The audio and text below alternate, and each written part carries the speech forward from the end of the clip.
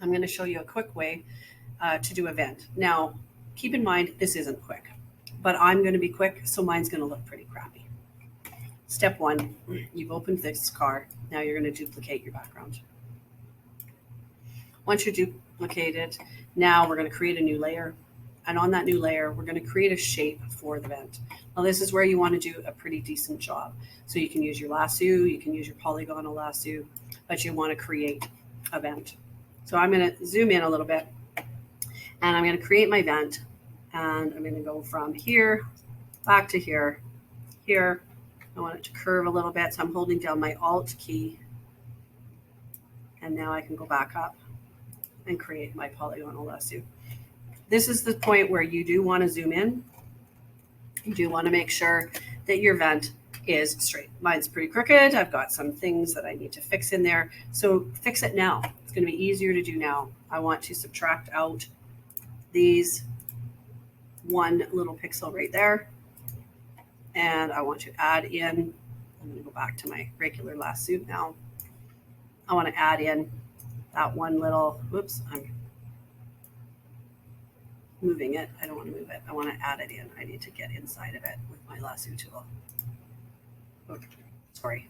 See, this is what I mean. Do a good job. Okay, so I've used my Shift and my Alt keys in order to make a nice selection. Now I'm going to fill that selection with black. And I've got a vent.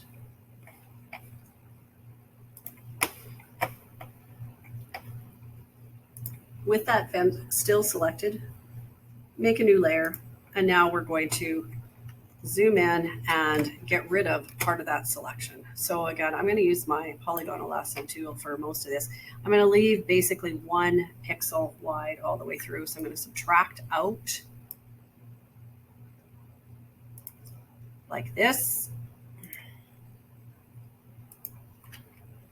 And I'll clean that up. And I'm going to add in by Shift. And I'm going to add in and continue this vent to go like so. Now I'm going to clean that up so that it looks good. Here's a quick look at how I've cleaned it up a little bit now. Now this is on its own layer. All right, so if I shut my vent off, you can see it's right here. So what I want to do is I want to grab an airbrush. Now you're going to have to actually go and look for your airbrush, okay? Where you will find it, if you go to your brushes, your airbrushes are in your legacy brushes. So you need to be in legacy brushes in default. And if you don't have your legacy brushes loaded, then load them here and turn them on, okay? So you get them loaded. And I'm going to grab, for my airbrush, I'm going to grab the soft, low-density greeny brush so that when I paint in here, it's going to kind of spray the paint into it rather than just painting a solid color. Now, if you are using a tablet, this is going to be way easier for you on this particular type of a brush, okay? We need to go and pick a color that is going to be lighter than the car. So I'm going to use my picker, hold down your Alt key, and it will turn into the color picker. And this is kind of a guessing game, and you have to just keep trying and pick your colors until you get them right. So I'm going to start with a color kind of like this one right here. So I've just clicked on that pixel, and now I'm going to, again, make sure I'm on that layer, and I'm going to airbrush into that selection. You can see that I don't have to be accurate on it. And what you also want to probably do is check and make sure that you're using a low flow. And you could even change your opacity down a little bit so that you're not painting in with full color, okay? But definitely a low flow. Now, if you have your flow set a little bit lower, you can come in with your paintbrush and you can, just add it so it's a little bit brighter in this area in here. Now, if you need to change your color a little bit, go ahead and change your color. But the whole idea is that we want it to be just kind of flowing in that area with that brush. I've probably gone too much now. Turn your vent back on, come on out. Now you can deselect, or if you don't want to deselect, what I would suggest you do first, save this selection. So go select, save your selection. I'm just going to call it glint, okay? And now I can get that back so that when I deselect, hey, it doesn't look too bad actually. So you can see that I need a little bit more brushing of lighter colors up in that area of my vent.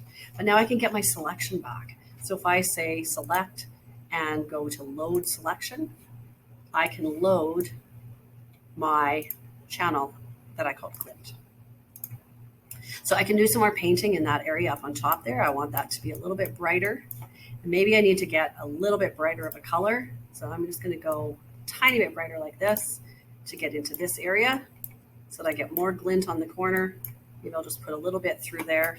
And again, use your tablet. And that way you can press harder, you can get more of it in, and you can press lighter to get less of it in.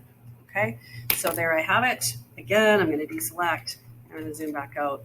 Hey, my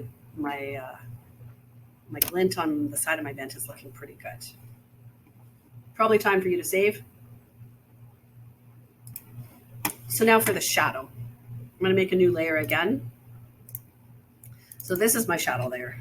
Maybe I should name these. This was my glint layer.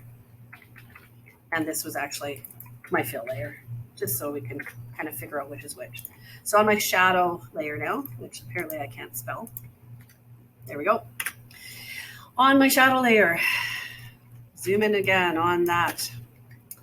And I think if I were to draw a polygon, it would probably show you best how this would actually go. So my shadow is going to start out here. It's going to come in to here. It's going to follow the line of my glint. It's going to come back into here. It's going to follow up to here, and it's going to kind of go like that. That's kind of the shape of my shadow.